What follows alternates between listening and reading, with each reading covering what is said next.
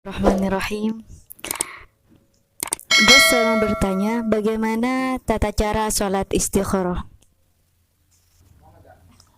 Bismillahirrahmanirrahim.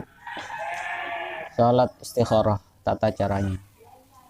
Ini memang kita sebagai seorang hamba itu sudah semestinya ketika mau melakukan sesuatu, ketika mau menentukan sesuatu, kita itu baiknya itu harus meminta petunjuk kepada Allah. Sedangkan di dalam Islam, cara meminta petunjuk kepada Allah itu yaitu dengan melalui salat istikharah.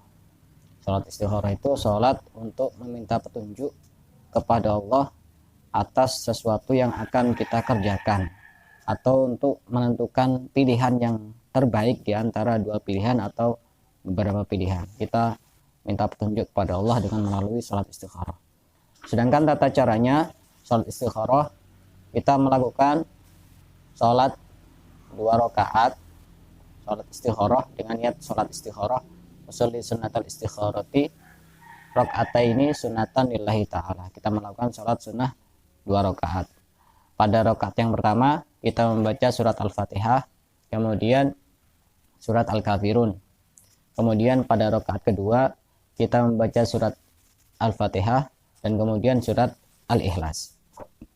Setelah itu, setelah salam, kita berdoa memohon kepada Allah, yang doanya itu sebagai berikut: Allahumma inni astakhiruka bi'ilmika wa astaqdiruka biqudratika wa as'aluka min fadlikal azim fa innaka taqdiru wa la aqdiru wa ta'lamu wa la a'lamu wa anta 'allamul ghuyub. Allahumma in kunta ta'lamu anna kadza.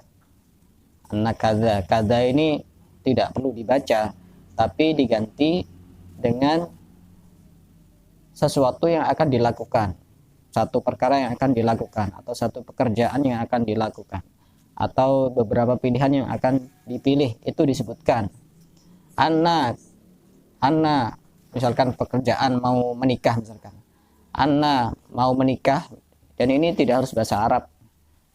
Khairun li fi dini wa ma'ashi wa aqibatu amri wa ajilihi wa ajilihi faqdirhu li wa yassirhu li thumma barik li fihi wa in kunta ta'lamu annaka da syarrun li fi dini wa ma'ashi wa aqibatu amri wa ajilihi fasrifu anni wasrifni anhu waqdir lil khaira haitsu kana summa raddini bihi.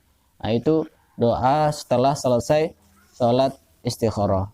Kemudian setelah itu kita lihat kepada diri kita sendiri, apa yang akan terjadi setelah selesai sholat istikharah. Jika kita itu mantap untuk melakukan apa yang akan kita lakukan, itu berarti itu tanda bahwa itu yang dipilihkan oleh Allah. Akan tetapi jika kita itu tidak mantap untuk melakukan apa yang akan kita lakukan, berarti itu tidak baik menurut Allah Subhanahu wa ta'ala. Akan tetapi jika misalkan kita sudah sholat, kemudian sudah berdoa, tapi tetap belum mendapatkan petunjuk, kita ulangi sholat kita, atau kita ulangi doanya saja. Diulang-ulang doanya saja, atau sholat plus doa. Kemudian setelah itu, kita sudah berkali-kali juga tetap tidak mendapatkan petunjuk dari Allah. Para ulama memberikan tuntunan, akhir ma huwa azimun alaihi in amkana. Kita tunda dulu apa yang akan kita lakukan dulu, apa yang akan kita lakukan itu karena masih belum mendapatkan petunjuk dari Allah. Kita tunda dulu untuk sementara waktu. Akan tetapi jika memang mau tidak mau harus dilakukan, ya kita tetap melakukan itu sambil bertawakal kepada Allah.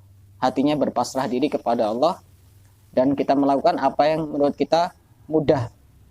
Fayakunul khairu fihi insyaallah. Insyaallah di dalam apa yang akan kita lakukan itu terdapat kebaikan bi barakatil istikharah, dengan keberkahan istikharah.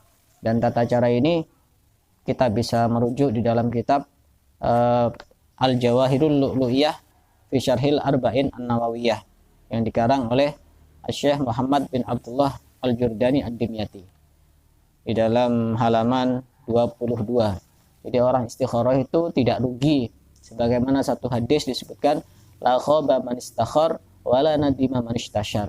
Tidak akan rugi orang yang istikharah dan tidak akan menyesal orang yang bermusyawarah. Nah, di sini ada di dalam kitab Jami' Shaghir yang dikarang oleh Imam At-Tabrani dan Al-Awsat juga, dan juga di dalam kitab Majmu' Zawaid yang dikarang oleh Imam Al-Haythami.